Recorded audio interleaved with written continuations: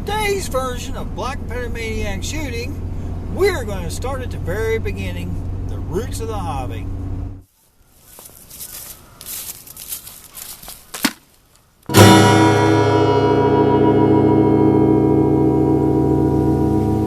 Most everybody that gets into the hobby starts out with a factory gun or a production gun. We're going to spend a few minutes talking about the Pedersoli Kentucky Flintlock, the gun that I've used for 4 years now. It's a 50 caliber, has a little smaller lock in it. It has a blued barrel on it. It has a oil finished walnut type stock. It is 35-inch long barrel on it, a 50-inch overall long gun, and it weighs 8.15 pounds, and it goes in a 1 in 48 twist. So what I want to do now is kind of show you some of the things I've done to make it so the lock snaps faster for me. There's only two things I do with the gun to make it better working for me. One is deal with the powders, I'll talk about in a minute.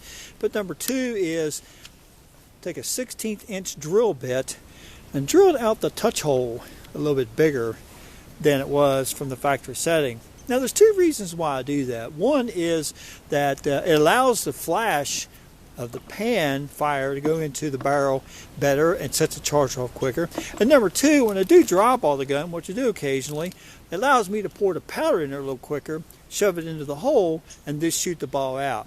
So if you're interested in knowing a little bit more about that, I'll leave a link in the description below to talk about that. Some have asked what I've really done about the locks on the Pedersoli. This is my sparrow lock, and as you can see, turn around this way so you can see it a lot better. I do no modifications at all to the lock. I figure that the factory does a good enough job for me, so I just basically leave it alone and keep the spark like that, so it works fine. Try to keep a good sharp flint in it so that it will spark. But as far as changing the lock dimensions, I don't fool with these things. I leave them to someone who knows what they're doing.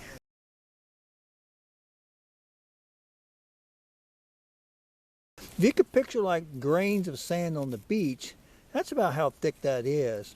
It will make your ignition go a lot slower than it would if you used 4F. If you could picture 4F being kind of like a sugary type substance, it's a little smaller granulations, and it allows the locks to snap so much faster. And if you really want some fine stuff, it's like the Swiss Null B. That's like a convectionary type sugar, and it is really fine, which makes the locks snap so much faster. So what I'm going to do is put a little of these three in the pan, and let's see what they look like. Let's try a little bit of the 3F first.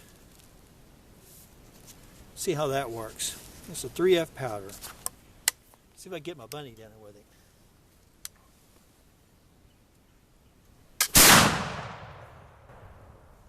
I didn't hit the bunny, but you also notice that the ignition kind of was a lot slower. Let's check out the 4F and see how that works. Don't take a whole lot of powder to make it work.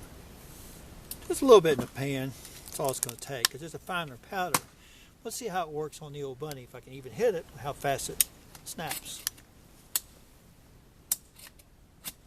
A lot faster ignition, even though the bunny survived. Let's try out the Swiss Null B, the really fine powder. Let's see how well that works. Alright, let's see if I can get the bunny this time.